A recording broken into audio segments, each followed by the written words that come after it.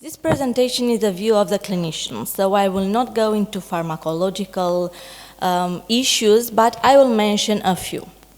So why drug-drug interaction in 2016 in Bucharest?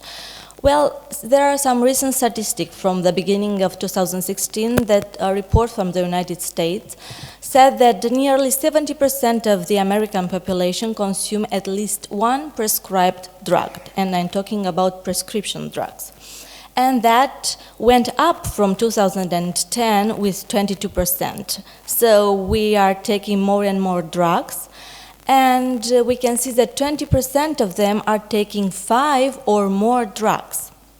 You can imagine, if we look at the books of pharmacology, we say we know how one drug will work, but when we are talking about 2 drugs, we may assume how they are working, starting from 3 drugs.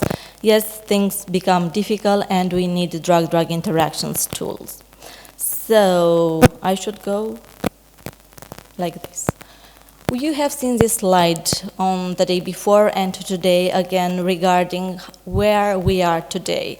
When we are treating with interferon and ribavirin, things seems to be a little more easier. We knew about drug-drug interactions. Now that we have gone in the era of DDAs, things are a little bit more complicated, but we can manage them from the point of view of drug-drug interactions because we want to achieve that 99% or 100% cure rate. So, in 2012 and 2014, the FDA and the EMEA said that every drug that is in clinical trial needs to have the data available regarding drug-drug interactions. So how it works, how it will metabolize by the body, where it does with liver microsome, hepatocyte, and other types. And we need to know everything about potential effects on the chip, on GT enzymes, so we can have an idea about uptake and efflux transporters.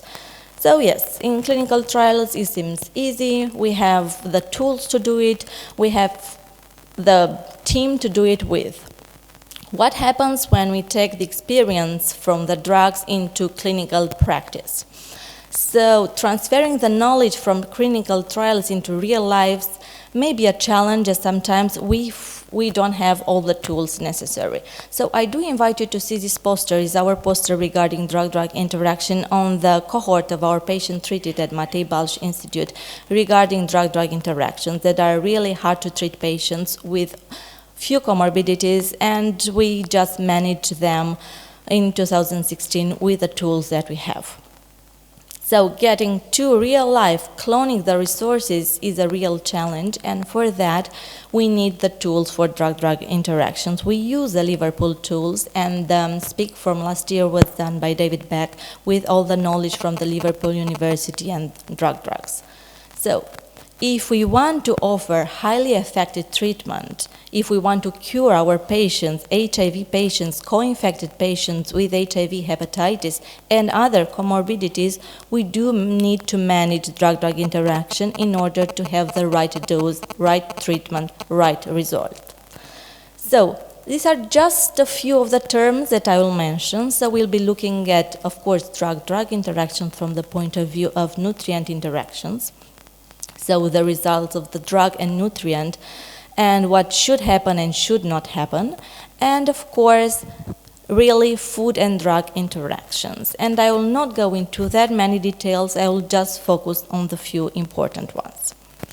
So in order for a drug to work, you need to take it, and if you had side effects from that drugs, you may come to an issue of adherence. So if the adherence of the drug is not the one that we need, and the one that we want, the drug will not work. So we have to focus on lowering the side effects in order for our patient to take the drugs. So these are the key terms: pharmacology, bioavailability, the degree of which a drug or other substance reaches the circulation and becomes available for the target organ or tissue. Half-life is an issue that we need to manage in order to know the concentration of the drugs and how will decrease, and to know the steady state, and the side effects, as I mentioned, which are quite important, and we need to know how we can react to that undesirable effect of a drug. So when we administer a drug, we may know the anticipated effect, but when we talk about drug-drug interaction, is the anticipated effect of the drugs, and that may be harmful with toxicity or reduced efficacy, or may be beneficial. And we have the experience from HIV when boosting PIs with another PI seems to work and increase convenience and reduce toxicity and even cost. So with that background knowing, we'll be focusing on the pharmacodynamics and pharmacokinetics. So pharmacodynamics is what the drugs does to the body and how it will modulate, and the pharmacologic effect that can be additive, synergistic, or antagonistic. And on the other hand, we'll be looking at PK, pharmacokinetic parameters, what the body does to the drug. So one drug may alter the concentration of another, and we have to look at the sites where this happens, like the cytochrome P450. So these are just the consideration how a medication is passed through the body. We know in order for a medication to work, you need to take it. So either is absorption from the gastrointestinal tract, the metabolism where we metabolize the drugs, usually the liver. The target, the drugs need to reach the target at the amount dose, so the right dose of the drug at that area, and to eliminate the drug in order not to have toxic effect. So we are looking at a human body, and we are looking at our patients that are taking these drugs. So in order to reach the goals that we have been talking all these days, because the theme of this short session is special consideration in HCV patients. Our goals for hepatitis C is to cure. So in order to cure, we need to have the right treatment and not to have drug-drug interactions. So we need to treat to prevent the progression, because we don't want our patient to be cirrhotics. When we go to cirrhotic, we go to other drug-drug interaction because we have low albumin and we need to know how the drugs are metabolized. And we don't need to go to hepatocellular carcinoma, because then we will have additive treatment for hepatocarcinoma with another drug-drug interaction.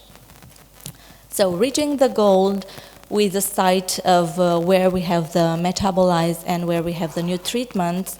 When we say HIV and when we say ACV, we say along HIV, because we are talking about protease inhibitor, polymerase inhibitors, and these are just the drugs available for hepatitis C in Europe in 2016. So you can say they are a combination of drugs. Then we have to focus on the combination of the drug, and we have to measure the drug-drug interaction for the combination. We have to see how they are taken, once per day, 3 per day. So you will have to look at the effect of ribavirin, added effect of ribavirin on the pill burden, but also on the possible drug-drug interactions. And we have to look at these approved drugs for our patient and how we can deal with that in clinic. On the other hand, these are the guidelines. Who should be treated and when? On the first line, you say that everybody should be treated. Naive experience, every patient should have access to treatment, but we have these prioritized patients. So who do we prioritize in 2016? Well, as you can see, significant fibrosis and cirrhosis. So patients that may have a drug-drug interaction due to the fact that they have an altered liver function. So what else? Co-infected patients, HIV patients that will receive treatment for HIV as well. HBV co-infected patients that may need treatment for hepatitis B as well. We will need to go to liver transplant, again treatment from the liver transplant for which we can have drug-drug interactions. So the majority of the patients that should be prioritized are hard-to-treat patients, for which we expect drug-drug interaction and for which we have to monitor these drug-drug interactions. Basically, when we look for comorbidities, the comorbidities of an ACV-infected patients are similar to another person with the same comorbidities and the same age, so to say. So we should be looking for hypertension, for dyslipidemia, or for other heart problems. But again, looking for diabetes, thyroid disorder, and other extrahepatic manifestation of the hepatitis C. And this is only focusing on hepatitis C patients, not co-infected, that we have to add other comorbidities. I told you that we will focus on some pharmacodynamics, pharmacokinetics parameters. I am a clinician, so what I will gain from these slides that are really busy is the fact that we have the drugs, we know where they are metabolized, we know if they can be substract, if they can be inhibitor. But the fact is that we have the tools to do it. So we can use any tool on the smartphone apps. So we can see the drug-drug interaction, and we'll have also the recommendation for lowering the dose, decreasing the dose, rising the dose, or change the medication. So why I put the American Association for the Study of Liver guidelines as well is because it was the first, so to say, common view of a patient with hepatitis from the hepatologist and infectious diseases, looking at the co-infection of the patient. So HIV and ACV co-infection is really over there and is linked to high persistence of hepatitis C virus and faster progression to cirrhosis as well, and end-stage liver disease, and also co-infections had a lower response to the prior treatment that we know. But when we treat them nowadays, we are treating them with antiretroviral treatment. So we have the protease inhibitors that we know that are metabolized on cytochrome P40 enzymes. And all these inhibitors of the cytochrome are ranking from weak to very potent one. That means that they have higher chances of interactions or not. And on the other hand, for HIV, we have NNRTIs, which are inducers of these cytochromes, like efavirenz, which is the most potent one in the class. Why am I mentioning this? Because when we look at the chart, we will see that according to the information that we know and the background for our pharmacologists, we may look at these nicely colored charts with the colors. Red means no, so no, drugs should be co-administered from that point of view. Amber means you should monitor and decrease or rise the dose of the medication, and green is always good, so green is good. These are charts that you can find in EASL guidelines, which will link the HIV medication with the HCV medication in order to choose the right treatment for the patients. What else do we have? The fact that usually we recommend that the treatment for the HIV should be done by the treating physician, and there are some issues that have already been raised, so I will fast pass through them, like daclastavir, which will require dose adjustment with ritonavir boosted atazanavir. So that means you will have to decrease the dose, but when you use it with efavirenz or etravidine, you need to increase the dose. This just goes back to my slide with inducers and inhibitors. So cimeprevir is another antiretroviral drug that needs to be used with clinical care, so to say, so you need to monitor the interactions. Ladipazvir-sofosbuvir is another combination that will need consideration when we look at the patient with a clearance of creatinine less than 60, when in combination with tenofovir, but as tenofovir will be and is in some countries replaced with TAF, we may not have that problem. So these are just briefly some recommendations that I find interesting. Again, as we are using paritapavir, ritonavir, ombitazvir, and dasabovir treatment in Romania, mainly in this time, in this period, this we may take care with the substance that they are interacting. So atazanavir, dolutegravir, emtricitabine, enfuvirtine, lamivudine, raltegravir, and tenofovir. I'm just listing that so you see that I know the medication for HIV. But the idea is you may know the medication, but you need to know the drug-drug interactions. So you may not use them with that because they have interactions. And again, when you use ritonavir into that combination with the 3D, the combo treatment from AbbVie, you should be aware of the fact that ritonavir is also included into that combination, and you need only one time to boost the protease inhibitor, with the condition that you administer the HIV medication and the HCV medication in the same period of time, so at the same time. which is really important in clinical practice. So these are the recommendations, not regimen, not recommended for this type of co-infected patients. Why? Because we may have important drug-drug interactions. So the most important one is when we have the algorithm for drug-drug interaction, we may say, can we stop some medication? No, HIV medication cannot be stopped. So it's a no regarding stopping the HIV medication. So we may have sofosbuvir regimen that should not be used with tipranovirr, and again some recommendation regarding what treatment we can use and what treatment we cannot use for co-infected patients. Again, ribavirin should not be used with didanosine, stavudine, and zidovudine because of the added effect on hemoglobin. So not lowering the hemoglobin level of a patient to that much of a level. Cimepravir should not be used with cobicistat, efavirenz, etravirin, nevirapine, and HIV protease inhibitors. Why am I mentioning this? Because these are the main treatments that we saw yesterday from the nice presentation of the countries that everybody is using. So when we want to treat an HIV-infected patient, we need to look at the guidelines and choose the right treatment. I mentioned co-infections with hepatitis B. Wherefore, if we only talk about ACV and HBV, things are really easy because patients should be treated with the same regimen, following the same rules as HIV monoinfected patients, and if the hepatitis B virus is replicated at significant levels before, during, and after HCV clearance, then we will need to come along with medication for hepatitis B, nucleoside, nucleotide analog. If we put into the equation the HIV problem as well, so triple infected HBV, ACV, and HIV patient, then we have to look at the HIV scheme of therapy and to have a potent drug for a hepatitis B as well, and again look for drug-drug interaction.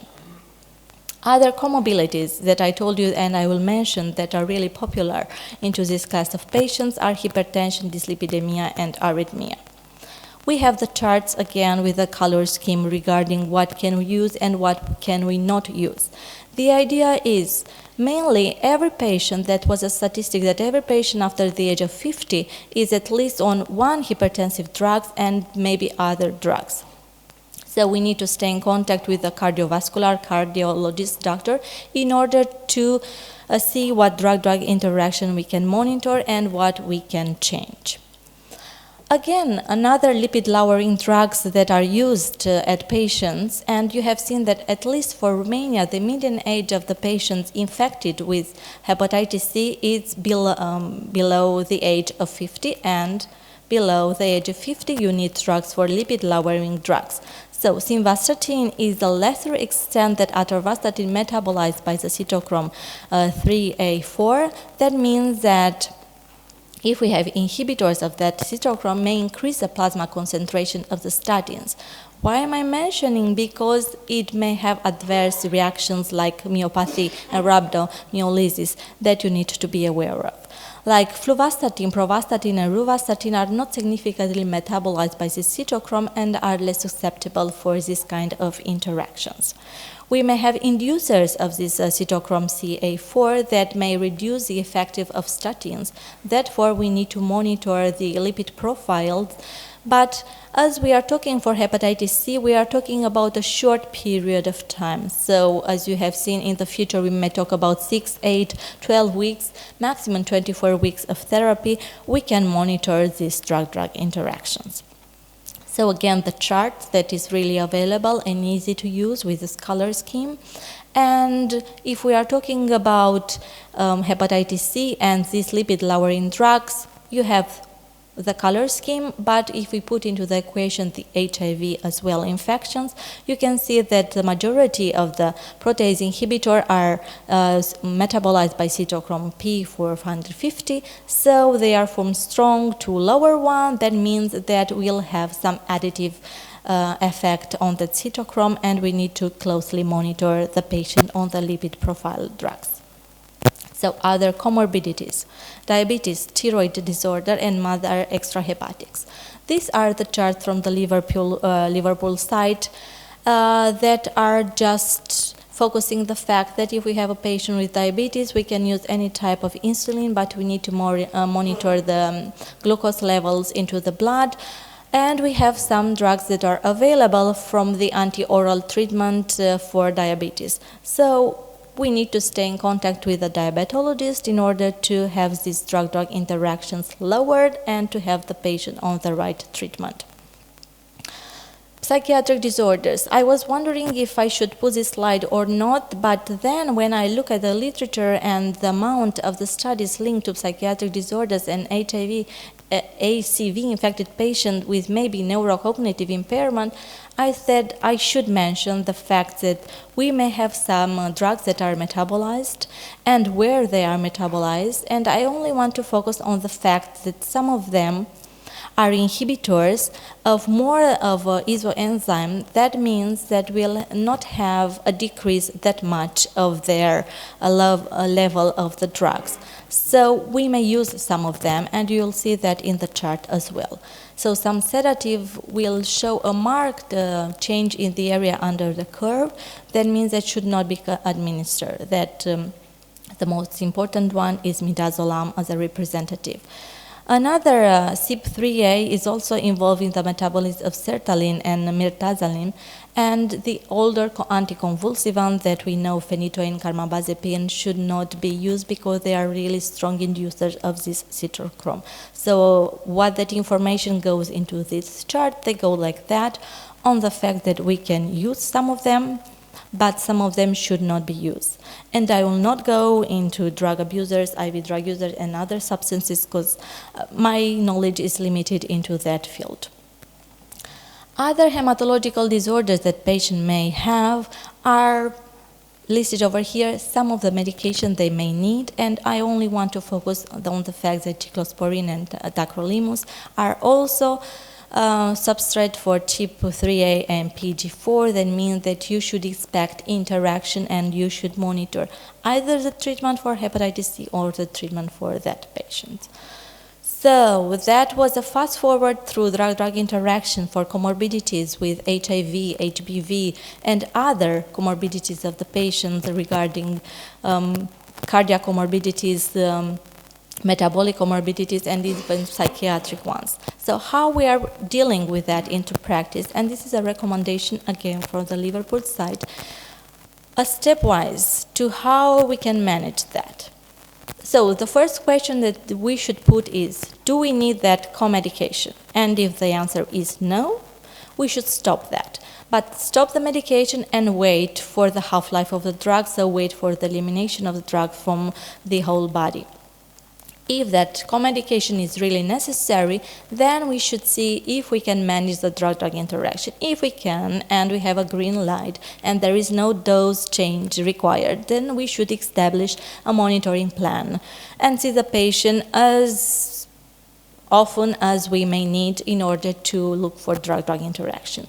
If we can manage that drug-drug interaction, but we need to change the doses of some of the drugs, then we should get back to our pharmacologist and advise for a new dose, and we should establish a more advanced monitoring plan with the patient, and we should change the dose back when we finish with the drug-drug interaction. Please don't forget about changing back the dose. If we can not manage and the drug-drug interaction cannot be managed, what other alternatives do we have? We have the alternative to change to another clinical appropriate medicine and to change before starting the therapy for the HIV therapy. If there are no alternatives, then if we want to treat the patient, cure everybody, as it was said these 2 days, then we need to accept the risk and proceed with care. This sounds really nice, proceed with care. That means going out of the box and going out of the comfort zone and be aware of likely off-license use of the combination and look for toxicities and other side effects associated with that combination that had not been really written at that time point. So we should establish a robust clinical monitoring plan, and we should see the patient as often as we can see fit in order to look for side effects and other combination. So yes, dealing with drug-drug interaction is not easy when we talk about medication. But are we missing anything else? We are treating people, we are not treating charts. People have habits. The habits of the people are changing. We are changing our diets, and this is becoming more of a trend to change the diets. And in the beginning of this year, there is a study which linked medication to cuisine. Cuisine is a French term, but what I got from that really big article and my view of it is to put food on the map of DDIs. So what Will said is the fact that we have different habits, different food habits, that will have a negative interaction with the drugs that we are taking. So they have made groups of the drugs, and the ones that I find important linked to the drug-drug interactions are the anti-infective ones that contain antivirals, anti-infectives, antibiotics, the drugs that we are talking these days. So as you can see, North America and Western Europe may have a negative interactions with drugs from the category that I mentioned earlier. So the more processed the food we are eating and the more elaborating our meals are, the more chances for a drug-food interactions we may have. On the other hand, the southern hemisphere, so South America and Africa and some parts of Asia may have interactions with other drugs, like for neoplastic drugs, but again linked to the way they are processing the food and what they are eating. I cannot go further without putting the fact that we are getting our diet with more fruits we want to have a healthier diet, but healthy may have interaction as some of the fruits are also metabolized on the same sites of the antiretrovirals that we are using. So the grapefruit juice story, we all know about it.